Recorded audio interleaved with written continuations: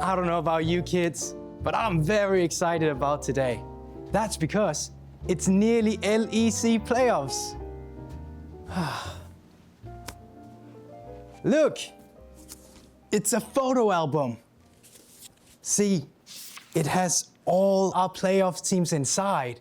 Here, you can see the team Rogue. Now remember, Mr. Goldberg thinks all the LEC teams are just as good as each other. He doesn't pick any favorites. Look, they're gamers too. Let's have another look at a completely random pick team. Wow, it's Fnatic! What a coincidence that those were the first 3 teams that we saw. To make sure we're fair, let's have a look at all the other teams too.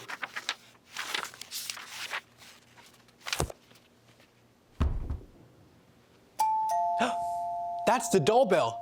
I wonder who that could be.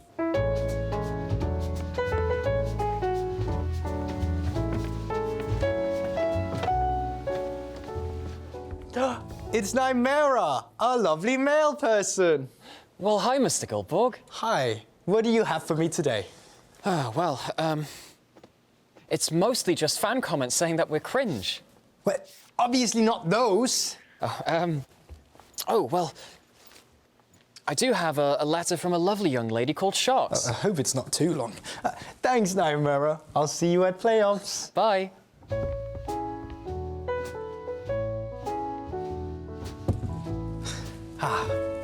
Let's have a look at that now, shall we?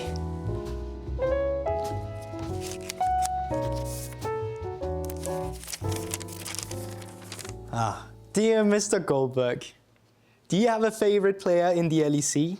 Who do you think is the GOAT? P.S. I will curse all the teams with monologues if you don't answer me.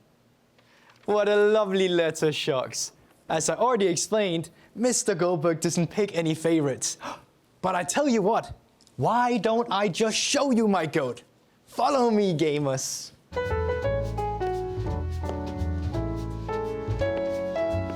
Whoa, would you look at that? It's my neighbor, Selfmade. He's come to say hello. Well, to answer your question, Sharks, this is my GOAT. Selfmade, do you mind moving out of the way? You're blocking it. This is by far my favorite GOAT. Here you go. Eat all those up. Yes. Wowzers. Would you look at that, gamers? Doesn't time just fly when you're having fun?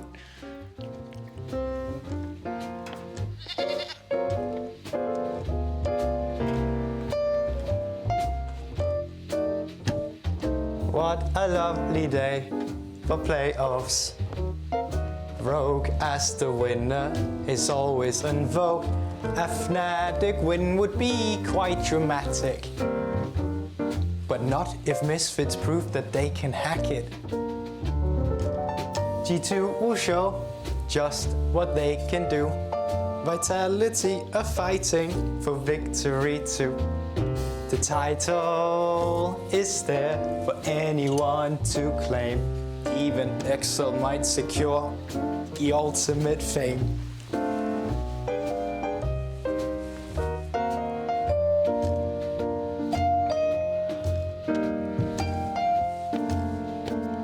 That's it for now, e-gamers. Bye-bye.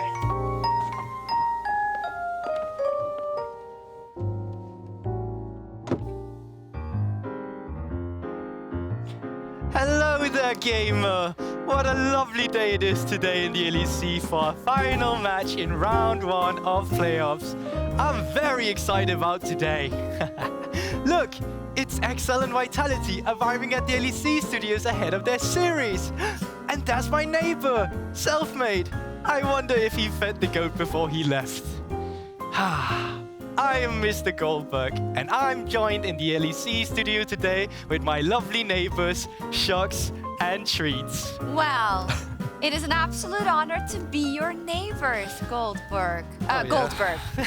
Whatever. Oh, I gotta say, Yeah, you did a fantastic job there in the video, or your alter ego did, rather. Are you going to keep the smile for the entire show? The thing is, without sketch, you kind of forget how to smile, and my cheekbones kind of just start hurting up. Yeah, I get it, I get It's it. all I have good. it all the time because I get to work here, and it makes me smile constantly. So anyways, let's move on, and let's wrap up yesterday's series between Fnatic and G2. Another great series in the history books of the rivalry. We're always looking out to this match when these two teams face off. Treats, how well did it score on the entertainment meter? I mean, for me, it was really high. I think that G2, while they lost, they showed a lot of passion, a lot of confidence in the game, which I love to see. So Fnatic had the edge yesterday, but both teams looked really good. Yeah, and I honestly think that we had standout players as well in the series. There was different players coming through, but one consistent factor throughout the entirety of that series was Humanoid, and especially on LeBlanc. He was gapping caps. Yeah, Humanoid said, and PGL, he said, I also don't understand why they didn't ban it. Obviously, Goldberg, they were trying to find solutions, but it's just kind of one of those I'm knocking my head against the wall kind of things, right? Yeah, for sure. And I mean,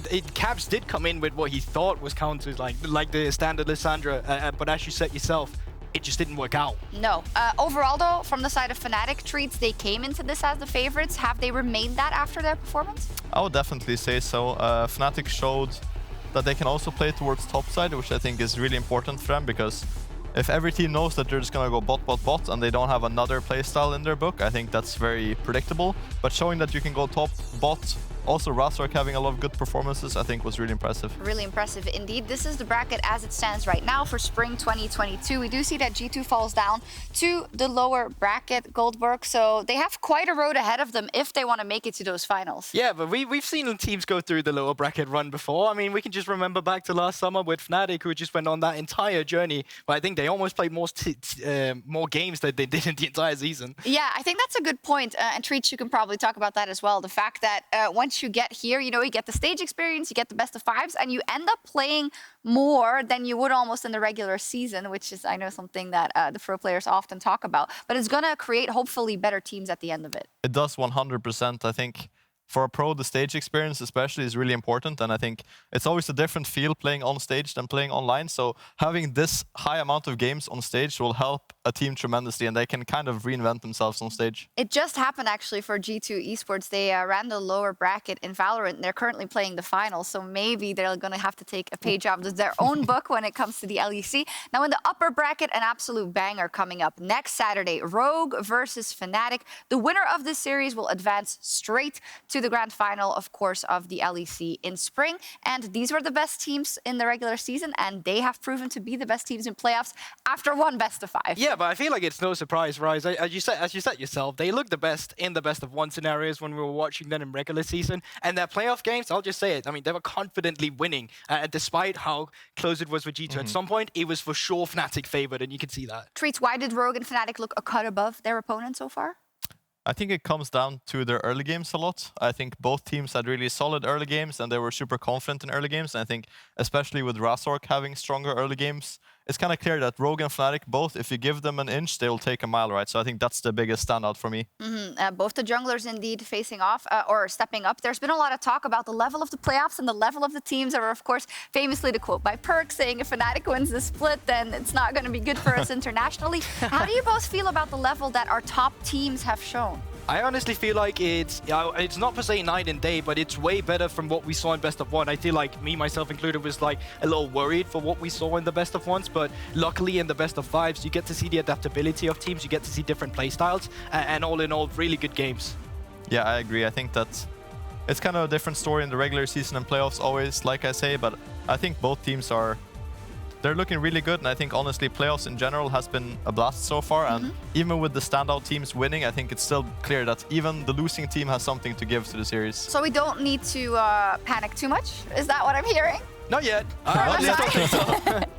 We'll see indeed. So these are the two junglers that we'll see in that match next week, Malrang versus Razork, and they're quite interesting stories both in their own right. Razork being who had kind of a quiet season, right, but really showed up in that best of five, and Malrang who nobody can seem to stop, Treats. Yeah, it's like everyone says that I can just figure out Malrang, right? It's easy to counter, but he still shows up on a lot of different picks, so it's really impressive, I think, and it shows that jungle in Europe is also a really strong role. That it is. Well, Rogue versus Fnatic, that does also mean Larson and Trimby versus Razork and Humanoid, players who emerged from the ERLs in their early careers. And Goldberg, I know that you have a lot of experience in the ERL specifically, so it's exciting that they make it to the big leagues. Oh yeah, well, for sure. Like, I feel like this is the most stacked European Masters we're going to get from multiple regions. LVB is looking better than ever. NLC with a former world champion as well. LFL, defending champion. Ultra League now with 4 spots, so maybe they do well this year. I feel like the league is just stacked. Yeah, you already gave us a little hint of what we're about to hear, but they are stacked indeed. And Laura is standing by to tell you all you need to know about the upcoming EU Masters. Thank you, Shocks. Amazon EU Masters just around the corner indeed. And this year again, new teams and players are rising in their respective IRLs. The 28 team participating already qualified, but we are waiting for the exact seeding as the teams are currently battling in their playoffs brackets. Small update about the format, not the tournament itself, but the seeding changed quite a bit, as Goldberg just said, compared to last year. And the LFL received an extra slot due to their back-to-back performance, and Ultra Liga will also get 4 seeds as well, due to the merge of UL and Baltics League. Now, let's take a look at the competition and teams we should keep an eye on ahead of the event. LVP Finals is happening on Wednesday with Fnatic TQ, the academy team of Fnatic, facing off against Bison's E-Club. The team had a bumpy regular season, but they absolutely dominated their playoffs run so far, going 3-1 against G2 Arctic and back-to-back 3-0 afterwards. They are a force to be reckoned with. And looking at the players, it is nearly impossible to know what to expect from them. We have a mad scientist on the mid lane named Random, and he re-invented the concept of Champion Ocean with picks like Ivern, Tryndamere, Zillion, or even Nasus, which we can also be flexed bot lane alongside Senna from what I've seen, which is totally crazy. Also, Fnatic TQ went 16-2 in the regular season and is one of the best IRL teams out there. Now, within a revamped Ultra Liga, Ego Rogue dominate once again, and they are the first team from the region to qualify to the main events directly. And now, for dessert, let's talk about the current winning region and the best one, of course, La Ligue Française. LDLC OL is back at the top after finishing first in the regular season. But Blue Wall fans, don't you worry, KC is back and they found their form throughout the regular split, led by season MVP Cabochad. The most hyped team within the LFL will compete at EU Masters once again this year with one clear goal: defend their back-to-back title in 2021. They lost to LDLCOL last split in the upper bracket, but they still have a chance to reach finals, and they will play on Wednesday.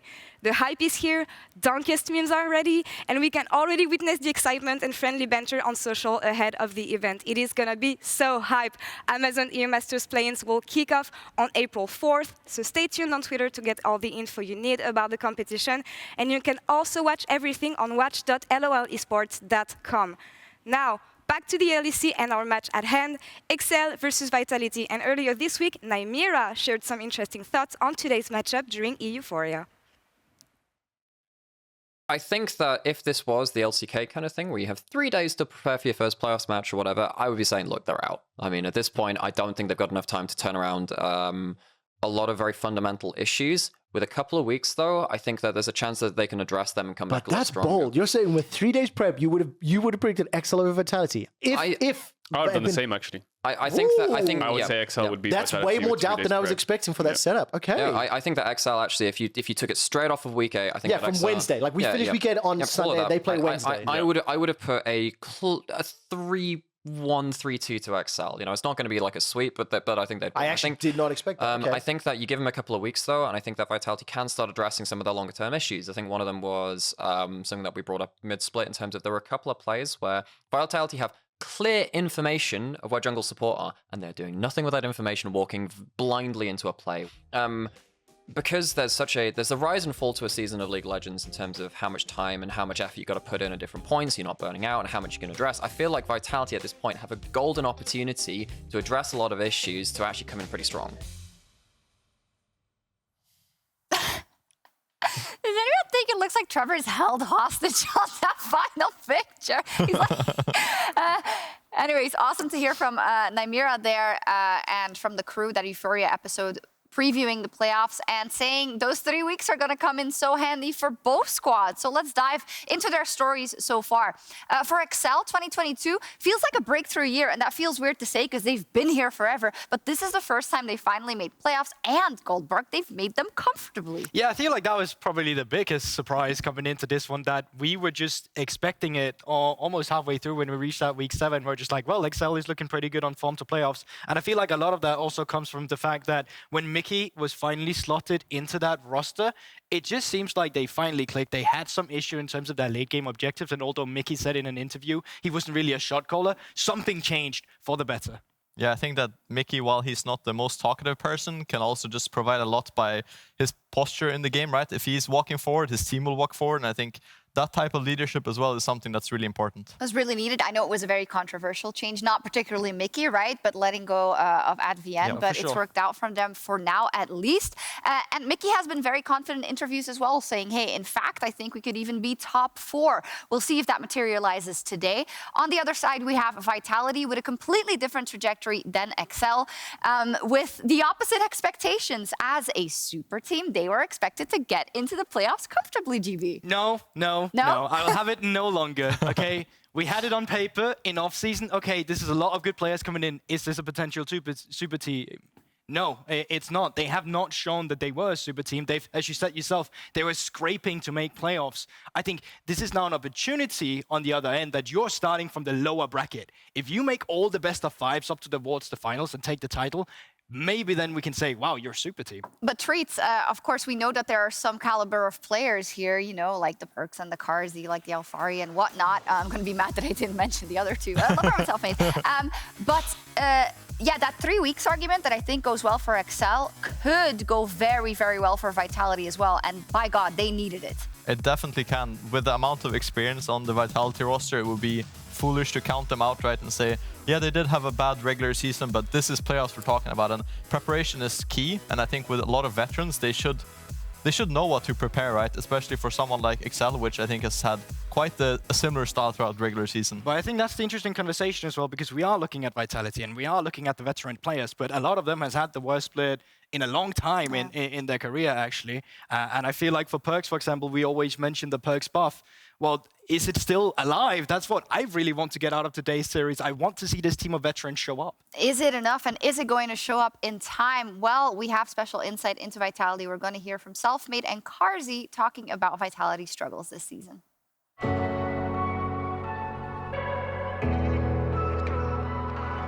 I think we had a lot of struggles when it comes to drafting and also gameplay. I think we were on different pages. We are a lot of the times overextending the plays, and after aggressive play we are looking for more aggressive plays. So I think that's the main reason why we've looked really shaky, but we are working on it. Every week we play a different game, and I think that was the biggest issue of regular splits for us so far. I'm pretty happy that we made it to playoffs because I think we are gonna shine in best of 5s. And I'm also happy that we actually ended up 6th because it means we are gonna play the most BO5s you can play, and that's the best scenario for us. Moonlight Vigil is available to Patrick. He's got both the blue and purple guns. Vitality backwards, but the AoE damage from Excel is massive. They find the first kill onto LeBron. Carsey's running for his life as Newtek is firing over the wall. Everybody goes golden from the GA and stopwatches. The hourglasses. Marcoon is down. Carsey stays alive long enough to take down Excel's jungler. We're gonna fix our draft by practicing more mindfully and actually picking on stage what we're supposed to do based on our prep, not changing things last second, which we had tendency to do so. I mean, I know that we are really good at adapting, and I think if we make one mistake in BO5, I know that we are gonna instantly repair it, so I'm really confident. Well, once you go into best of 5s, you can actually lose games, right? You can adapt, and we also have players with a lot of experience, right? So we should have the edge on stage. Problems could arise. LeBron, flash forward, pillar of ice, Zenith Blade, and Patrick is dead. So far from what we see in regular split is that Excel has only one playstyle, right? It might be kinda what we saw last split with Rogue, where they play exactly the same thing for the whole regular split, and then once they go into playoffs, they just get exposed because they have nothing else prepared. So that might be Excel case, but hopefully they will keep doing exactly the same so we can prepare against them easily. But I don't think they are that dumb to not figure out a new things for playoffs, so we'll see what's gonna happen. I'm pretty excited to play them, honestly. We are called Super Team for obvious reasons. Every single name on our team is a big name, and all the expectations that people have for us are understandable, right? For me, the goal right now is to beat Excel, and I think for everyone else should be as well in our team, and we shouldn't think about anything else.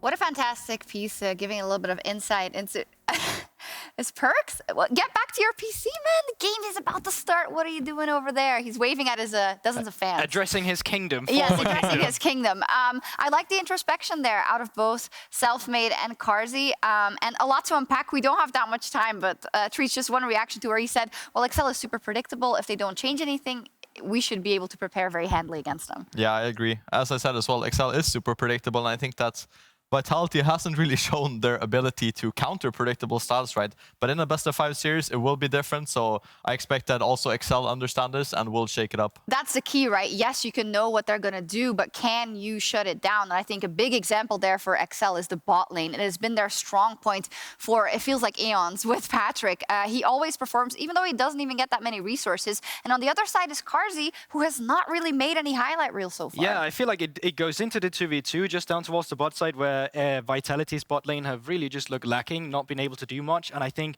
on the other hand as well, Excel, as we just mentioned, it's been the spear of attack, it's been the strong point, and ever since Patrick got it together with Mickey, that's where it really started to flourish.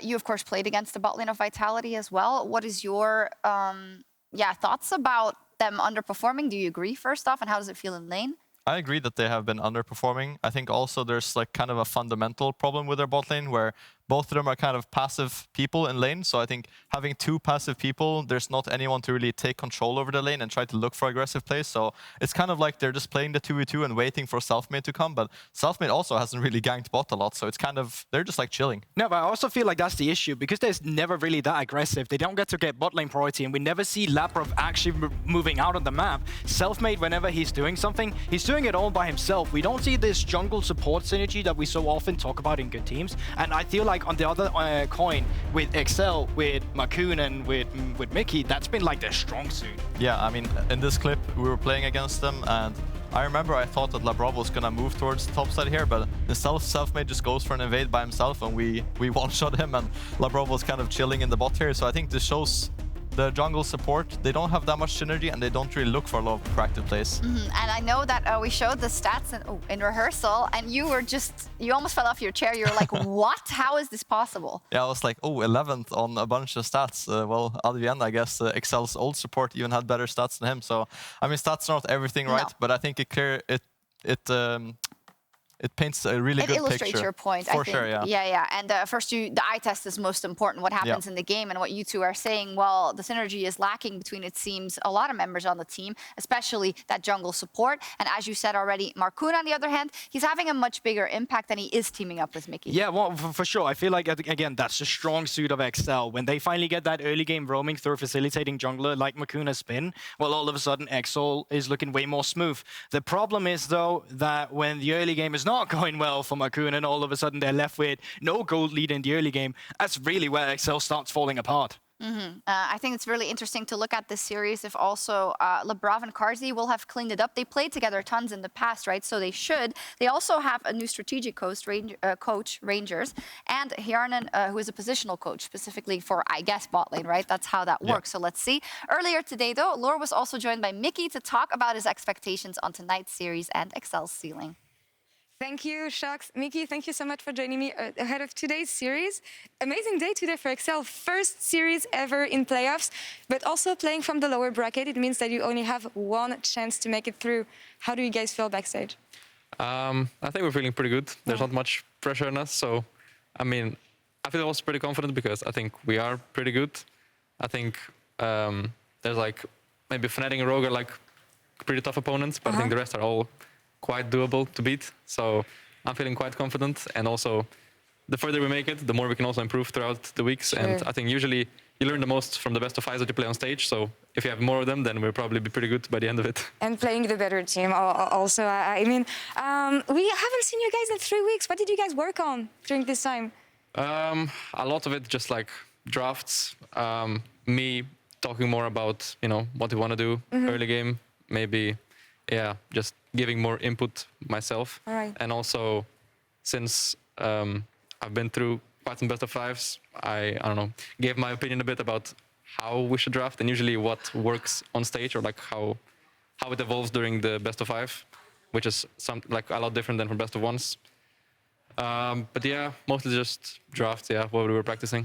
I think it's super interesting that you mentioned that, because with you and Joey, I think you're the two most experienced players and also staff among the XL lineup with best of five experience. You mentioned some game points, but when it comes to players and how to mentally prepare for this series, have you been able to help them out? Well, I didn't really, but I don't know. I think everyone just kind of does their own thing, like kind of how you prepare for every individual game day. Yeah.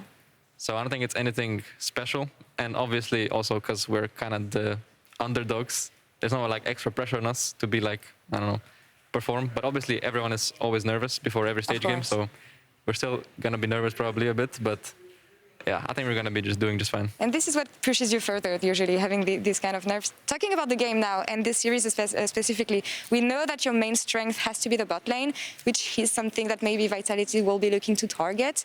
What do you expect from them today when it comes to this lane especially? Yeah, I mean, I think they probably might have to play towards bot lane, otherwise they might have a rough time. I think me and Patrick are right now pretty good, and I think Vitality's bot lane didn't perform really well for the last few weeks. So maybe they got a lot better. I don't playing around them, but yeah, I guess we'll just have to see, because they probably have to do something about it, otherwise we will take over. It's going to be very interesting, that matchup. A couple words on Umayan, maybe, facing Perks again.